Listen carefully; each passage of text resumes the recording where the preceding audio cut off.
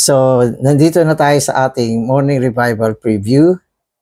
So, para sa linggong ito, kung saan yung pinaka-topic natin for this week, ang titulo nyo ay The Seed of David Becoming the Son of God. The Seed of David Becoming the Son of God. So, yan yung pinaka-title natin for this week.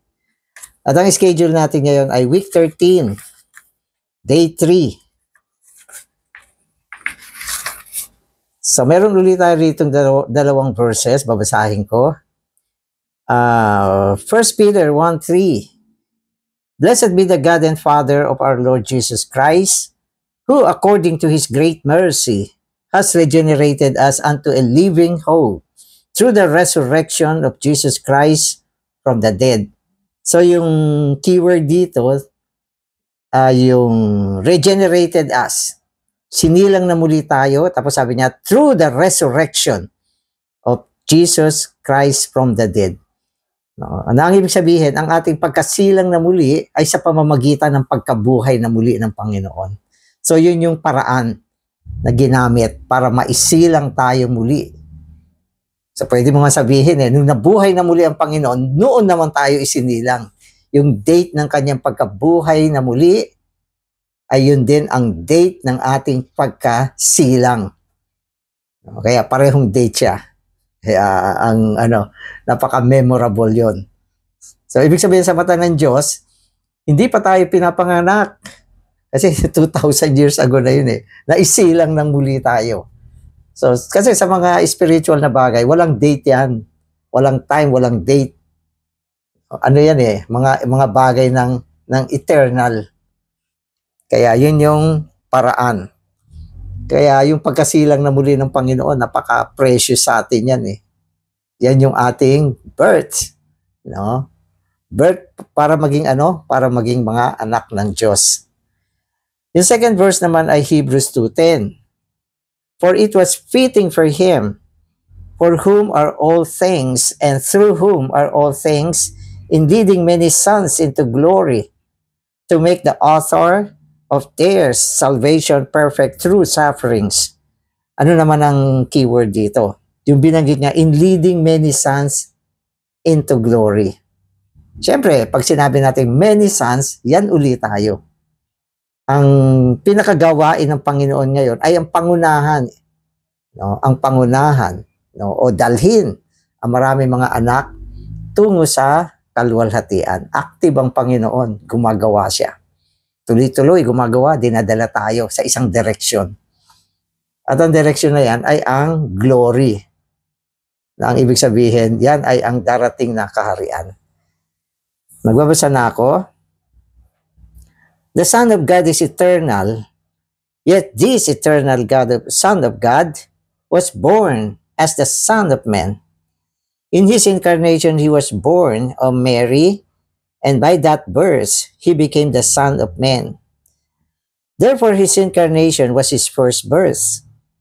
But the Bible also tells us that Christ had a second birth. In His first birth, Christ was born as the Son of Man, and in His second birth, He was born as the firstborn Son of God. On the one hand, John 3:16 says, God so loved the world that He gave His only begotten Son. On the one hand, Romans 8:29 says that He might be the firstborn among many brothers. Amen. So, ito, huwag kayong malito. So, medyo dahan-dahanin natin. Sapagat ito ay may kinalaman sa mga proseso na dinaanan ng Panginoon.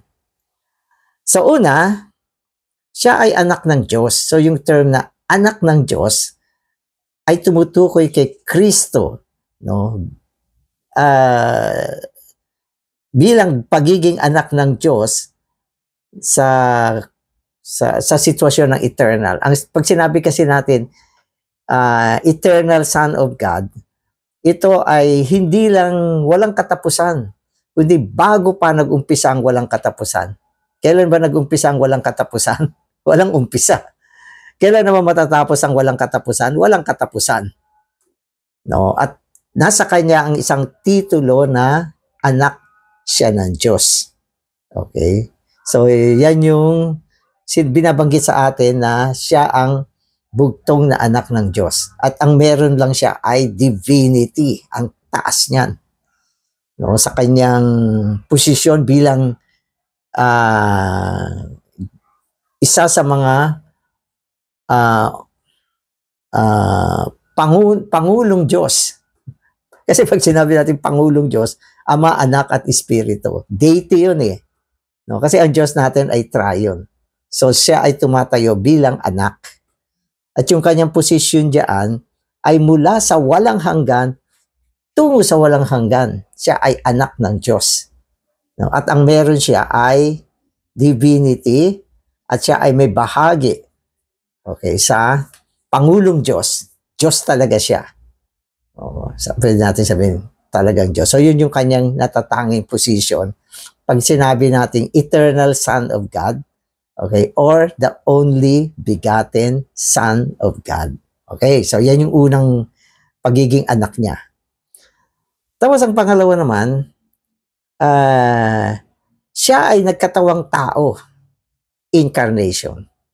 Sa kanyang pagkakatawang tao, sinilang naman siya bilang tao. Yan yung unang birth niya.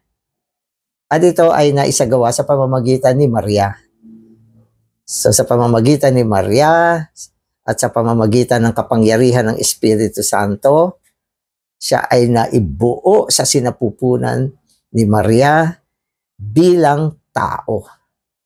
Okay? At siya ay isinilang na anak ng tao. So yan yung unang birth. At mula dyan, meron na siyang humanity. Yung divinity niya, siyempre, andyan yan. Hindi na nawala yan. Hindi mawawala yan. Eternal kasi yan eh. No? Naidagdag sa kanya yung humanity at nagkaroon siya ng title na anak ng tao. Okay? So, anak ng Diyos, eternal, mula sa kawalang hanggan, na naging anak ng tao sa pamamagitan ng pagkakatawang tao at sa proseso ng pagsilang sa pamamagitan ni Maria, no, sa kanyang sinapupunan. First birth. So, ilan ang title niya? Pwede natin sabihin, dalawa na yung title na yan. Anak ng Diyos, anak ng tao. Dalawang title. So, yan yung unang pagsilang niya. Ito.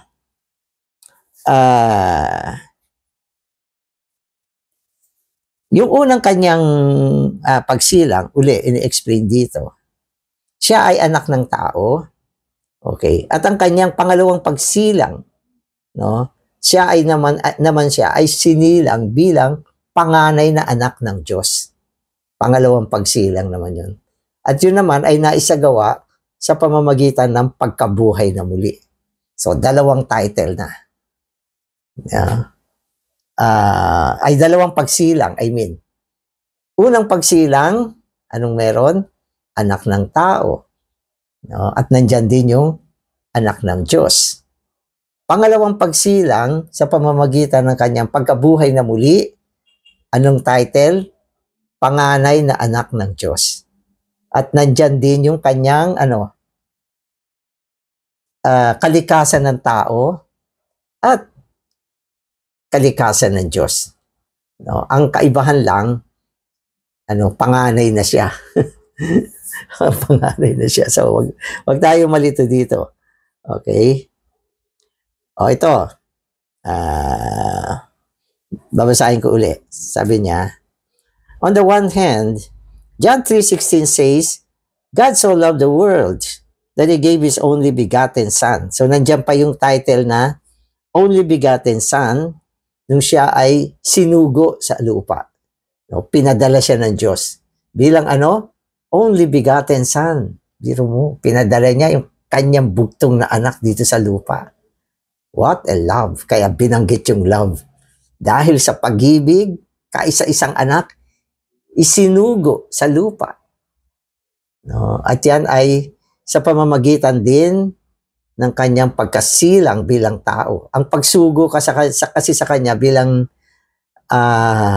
bugtong na anak ng Diyos ay sa pamamagitan ng pagkakatawang tao. Paano mo may susugo sa lupa ang hindi tao? Ang sangkalupaan ay para sa tao. Kung siya ay anghel, mahirapan siya mabuhay dito sa lupa. At matatakot ang mga tao sa kanya. Kaya kailangan siya ay isilang bilang isang tao. Ano isinilang siya bilang isang tao? Nasa kanya pa rin yung titulo bilang bugtong na anak ng Diyos. Kasi hindi pa naman siya nabuhay na muli. Kaya for 33 and a half years, lumalakad dito sa lupa. Okay? Sino? Ang anak ng Diyos. Ano pa? Ang anak din ng tao. Kaya dalawang titulo meron siya nung siya ay naisilang na muli. At nabuhay dito sa lupa ng 33 and a half years.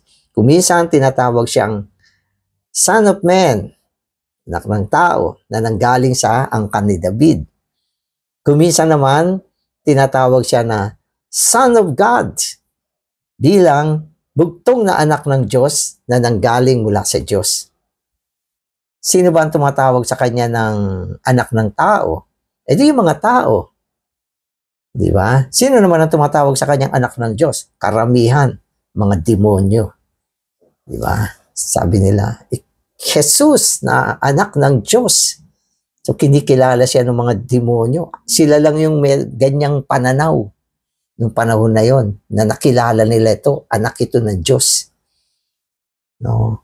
Isang tao lang ang nakakilala sa Panginoong Jesus noon na anak ng Diyos, si Pedro. Sabi ng Panginoon kay Pedro, sino ba ako? Ikaw ang Kristo, ang anak ng buhay na Diyos.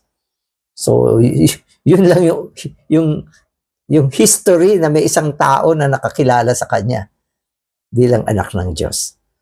Pero ang Ama, dineclare niya, di ba, nung siya ay binaptize, okay, this is my beloved Son, in whom I am well pleased. Yung Ama nag-declare siya, ito yung anak ko.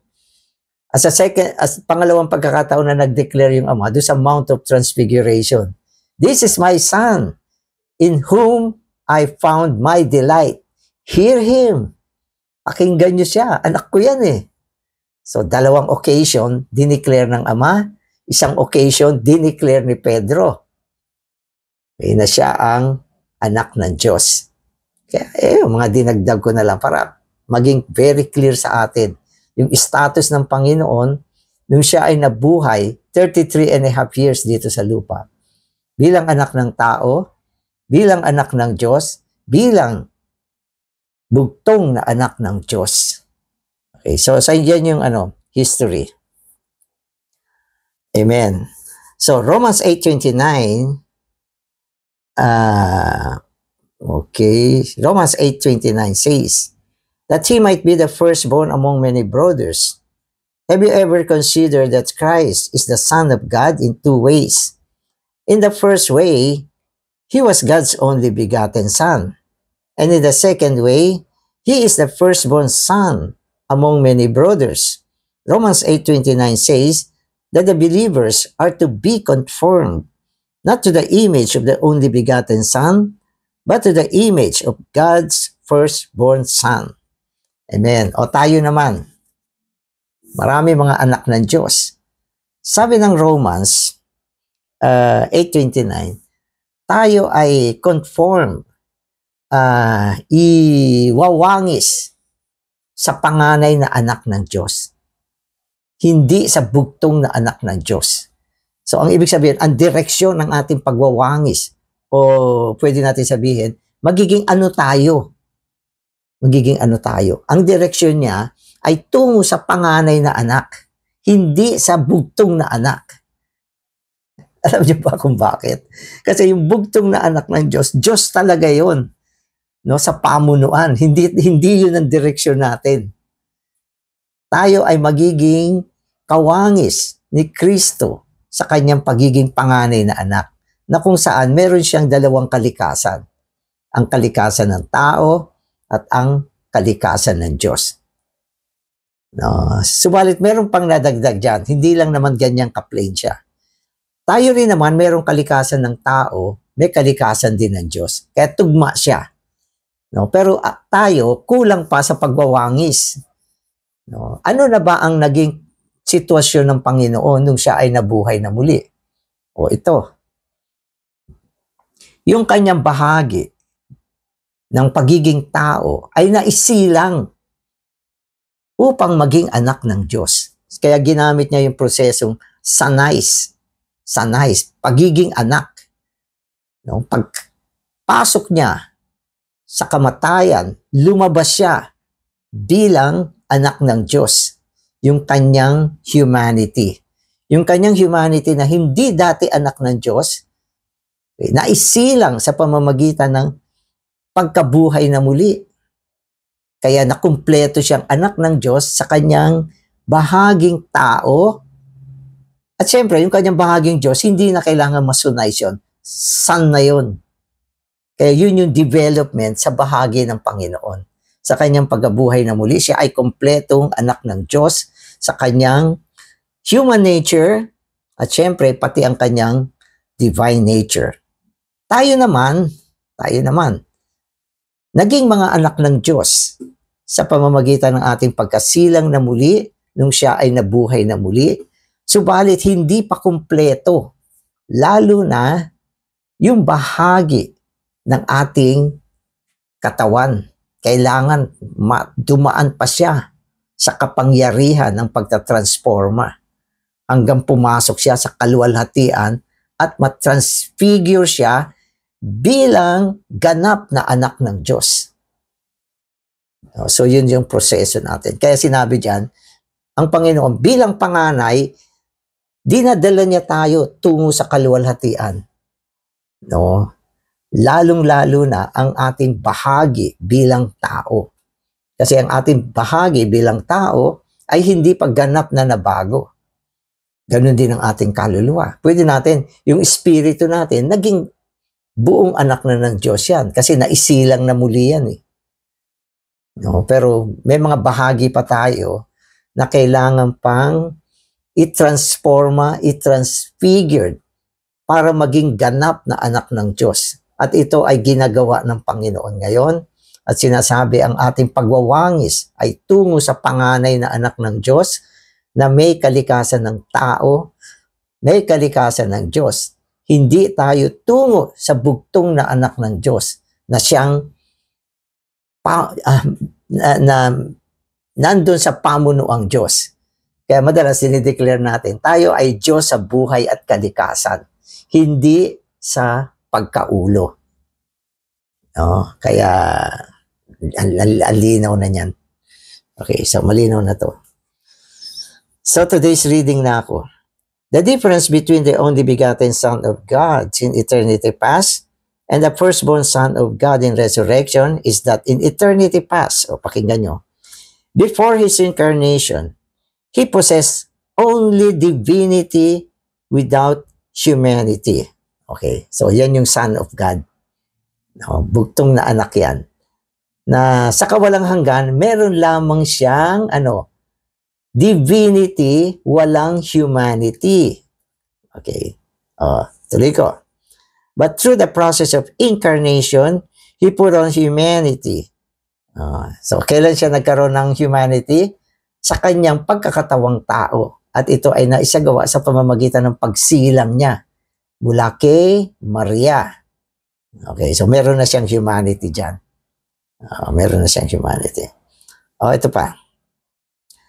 But through the process of incarnation, He put on humanity. He passed through human living, entered into death, and came out in resurrection. So ito yung process niya. Nung nagkaroon siya ng humanity, nabuhay siya dito sa lupa, namatay sa krus, at nabuhay na muli.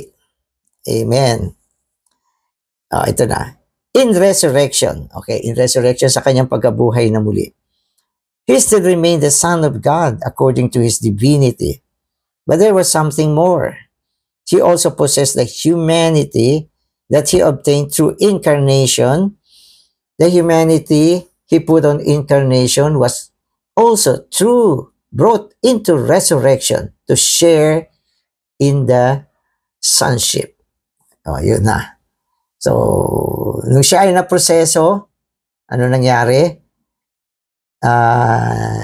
Yung kanyang humanity, nadala sa kamatayan, nadala sa pagkabuhay na muli. No? At itong humanity ng Panginoon, nung siya ay nadala sa pagkabuhay na muli, nakibahagi na siya sa pagkaanak. Amen. Okay?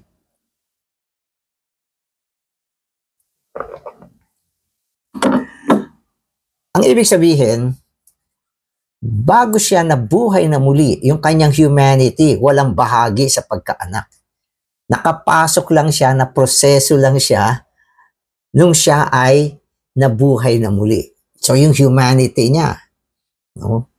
Dumaan sa kamatayan, pagkabuhay na muli, nabago siya, naging anak din siya. Pero bago siya dumaan sa kamatayan at pagkabuhay na muli, humanity lang siya, wala siyang pagkaanak.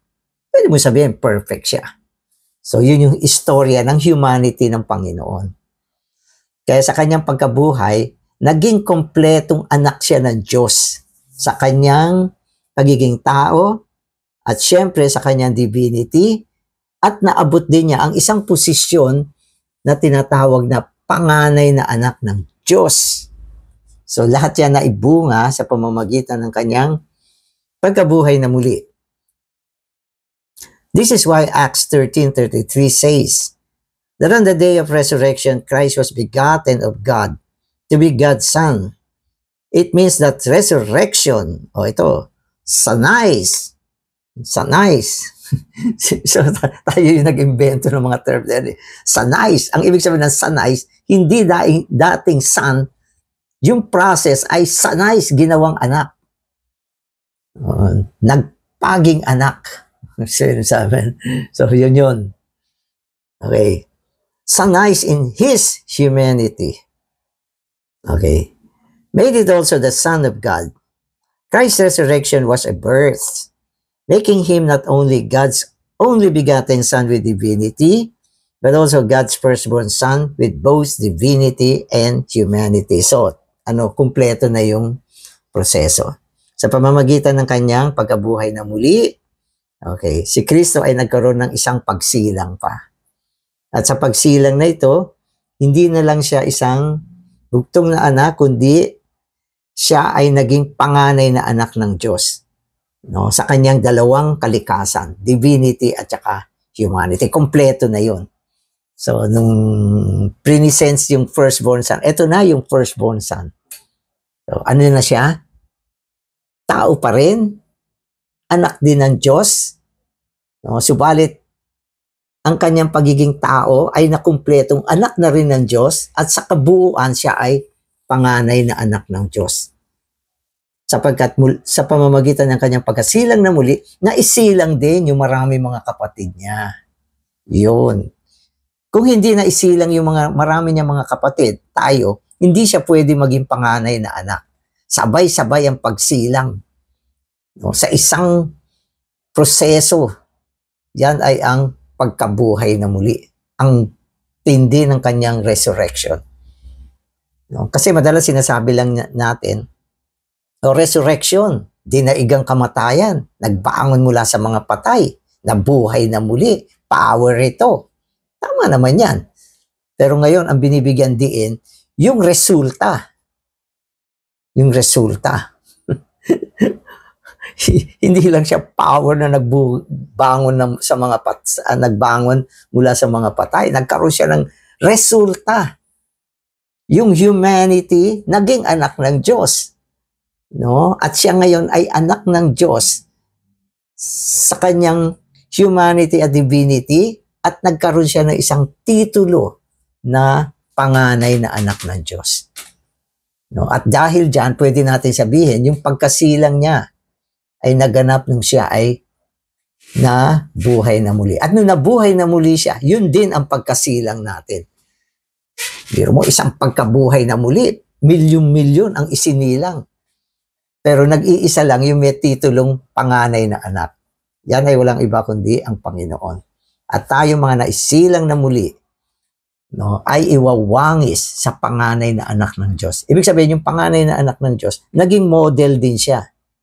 Naging prototype na ito, ang ganito magiging ang lahat ng mga naisilang na muling anak ng Diyos. Siya yung prototype.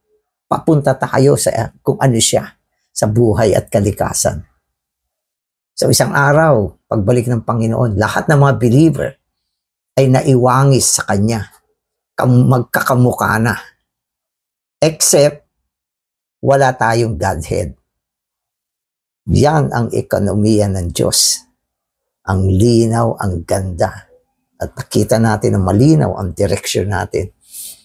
Hindi langit, kundi glory ang direksyon natin. No, ang maging kawangis ng Panginoon. No, maski naman idaling ka sa langit kung di ka wala ka sa wangis ng Panginoon, anong gagawin mo doon? No, putik ka pa rin. Makasalanan pa rin. Naligtas nga sa kaluluwa ay sa espiritu lang. So hindi yan ang ekonomiya ng Diyos. Kaya basahin niyo yung Romans 8. No, sa hulihang stage, glorification. Diba? Tinawag tayo sa mga yugto ng organikong kaligtasan. Nag-umpisa siya sa pagkasilang na muli, pagbabago, pagpapabanal, pagpatatransforma, pagwawangis, hanggang sa makapasok tayo sa kalwalhatian. So, yan yung kompletong pagkaanak. Amen.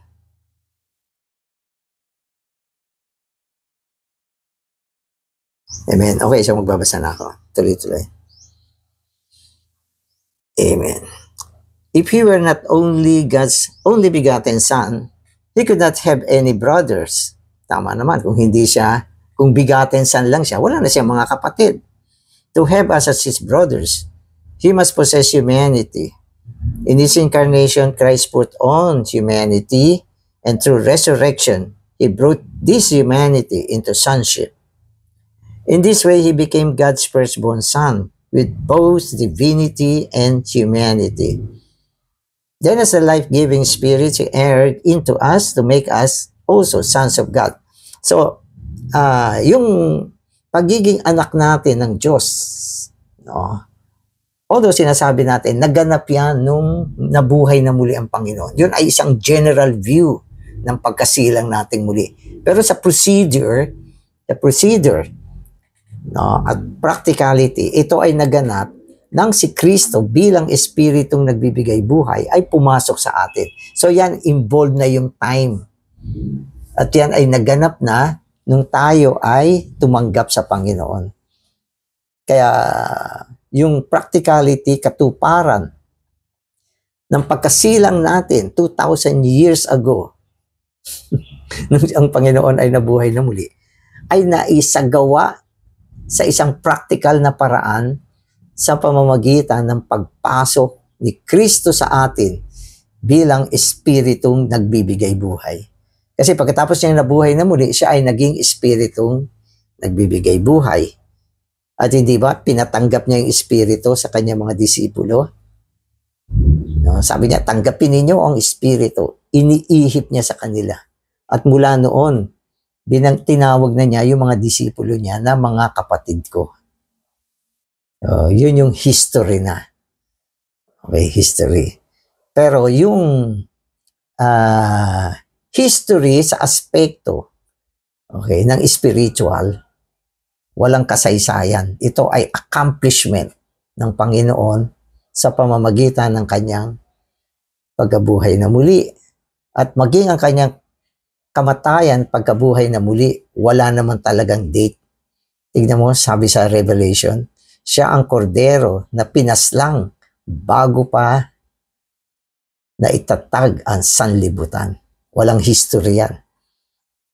Yan ay eternity. Kaya akala nyo, yung mga spiritual na bagay, ganun kadali intindihin. Meron siyang bahagi na nangyari na. At meron din siyang bahagi ng history kung kailan siya nangyari, paano siya nangyari. So, ganun ang spiritual. Kaya lahat ay, sa mata ng Panginoon, lahat ay naganap na. Oo, so ganyan. Ganyan nga. Amen.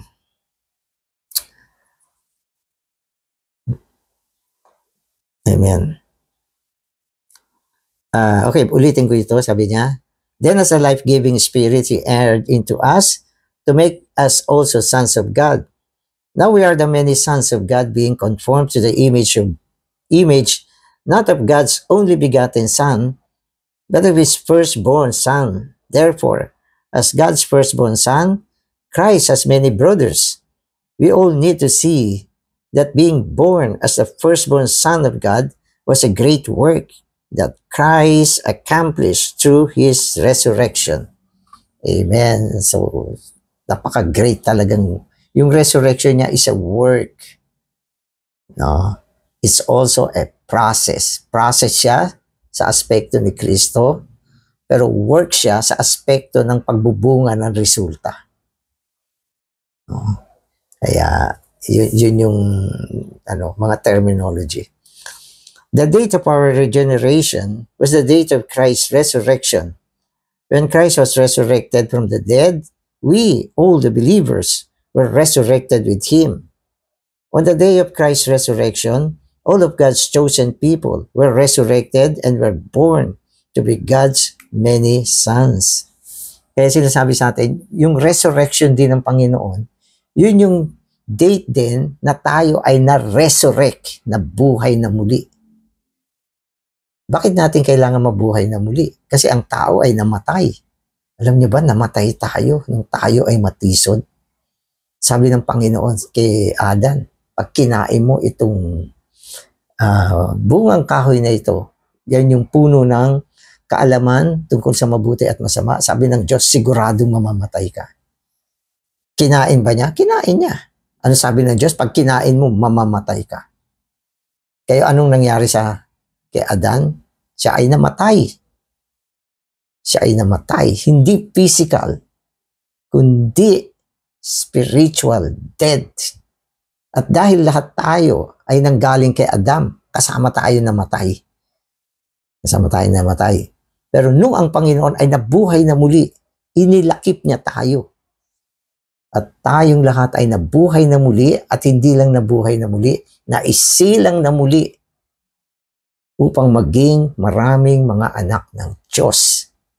So yan yung mga bagay na nakatago. Kasi yung iba pag nagbasa ng Biblia, parang napaka-literal eh. O ito sinabi to, ito sinabi to, sinabi to. Hindi nila nakikita yung buong pananaw na ang Diyos ang may ganyang pananaw. Di ba? Kailan ka ba pinanganak?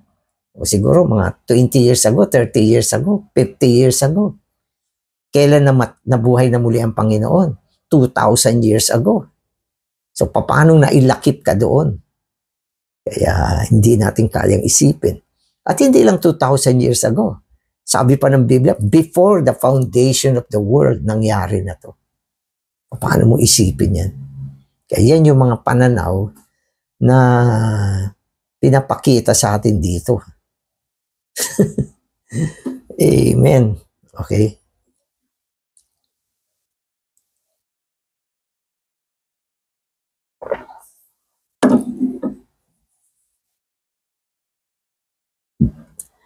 Amen. Okay. Now God has many sons with both divinity and humanity. But among these many sons, only the firstborn is His only begotten Son. So yung titulo ng only begotten Son, hindi naman din nawala yun. No, sa aspekto na pagiging Diyos ni Kristo, siya ay only begotten Son of God. At sa aspekto naman ng pagkakaroon niya ng both humanity and divinity, siya ay firstborn Son of God. Kaya pag ginamit mo yung sentence na, Panginoon, ikaw ang bugtong na anak ng Diyos. Dapat alam mo kung ano yung tinutukoy mo. No? So, meron mga ganyang aspekto. Amen. This only begotten Son of God in His resurrected humanity is also the firstborn Son of God. As the firstborn Son of God, He has both divinity and humanity. And we, his believers, as God's many sons, also possess both the human nature and the divine nature. Now, day by day, we are being conformed to the image of God's firstborn Son. So, pareho na tayo ni Kristo. Si Kristo ay may divinity, merong humanity. Dalawa ang kanyang kalikasan bilang panganay na anak ng Diyos. Tayo ay naisilang na muli sa pamamagitan ng Espiritu na nadala tungo sa atin. Naging mga anak ng Diyos tayo at tayo rin ay may dalawang kalikasan. Ang ating human nature na nanggaling sa ating mga magulang nang isinilang tayo at ang ating divine nature na nanggaling sa Espiritu Santo na naidala sa atin nung tayo ay nanampalataya sa Panginoon. So magkapareho na tayo. At ngayon, ang ating direksyon ay ang maiwangis tungo sa panganay na anak ng Diyos na walang iba kundi si Jesucristo na merong divinity and humanity. At sa pamamagitan ng conformation, tayo ay magiging katulad ng Panginoon sa kanyang humanity at divinity. At kung narating natin yan yung tinatawag na glorification. So alam na natin ngayon, Panginoong Jesus, makikipag-cooperate na ako sa iyo upang mapabilis ang conformation ko. Amen. Salamat, Panginoon. Pinakita mo sa amin na malinaw ang aming direksyon ngayon. Ito ay ang maiwangis sa iyo bilang panganay na anak ng Diyos sa aming pagiging tao. Nawa, matransforma kami, mabago kami, maabot namin ang kabuuan ng pagkaanak. Salamat sa mga katotohanan, Panginoon. Amen.